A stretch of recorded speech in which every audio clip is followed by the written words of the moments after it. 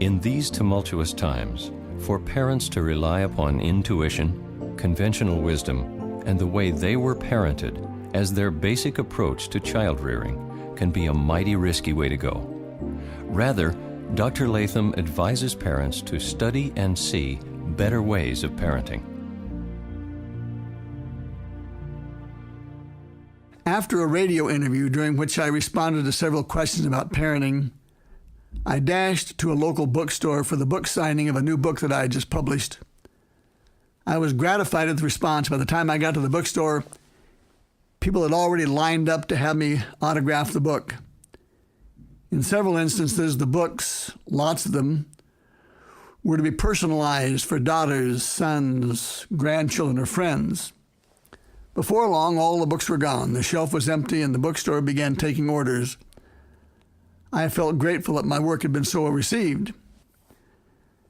A few days later, I was recalling this experience to a friend of mine who is a retired book publisher, a man with long, rich experience in the publishing business.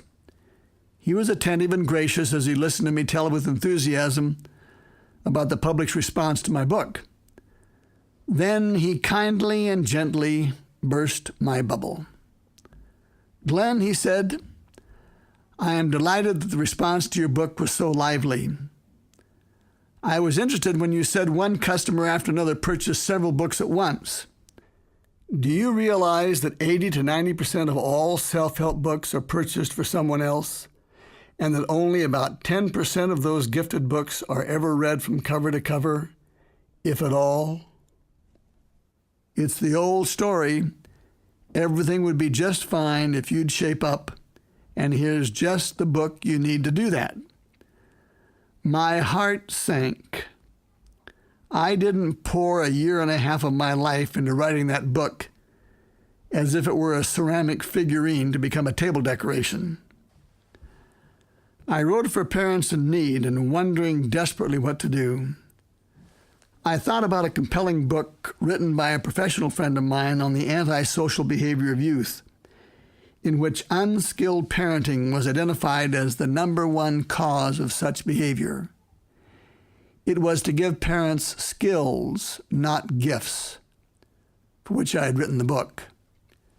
Parents, I speak to you now with the unvarnished truth.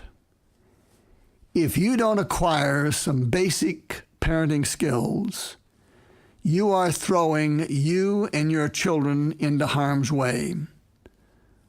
Society and parenting have become too complex to be left to intuition, conventional wisdom, or trial and error. You must have skills. The environment is no longer on your side as it was for your parents. The environment is now your enemy. And if you don't have the skills with which to defend your role as a parent, your defenses will be quickly dashed, and your home, family, and even marriage will be in grave danger. As one prominent religious leader noted, parents must, quote, "study and see what they can do for the recovery of their children," end of quote. Whether it is one of my books or one of the many fine parenting books that are abundantly available, when you get one, read it, study it. In fact, if you have any questions about some of those books, get a hold of me. I can recommend several excellent ones to you. It has been my experience that when parents take a serious, conscientious, student approach to learning parenting skills, it makes a tremendous difference in their homes. Parents are forever complaining that unlike a car or a washing machine or a safety helmet, babies don't come with a how to operate manual. Well, that's not quite true. There are lots of how to operate manuals for children of all ages. The next time you get one, read it, study it, learn all you can for the rearing and recovery of your children.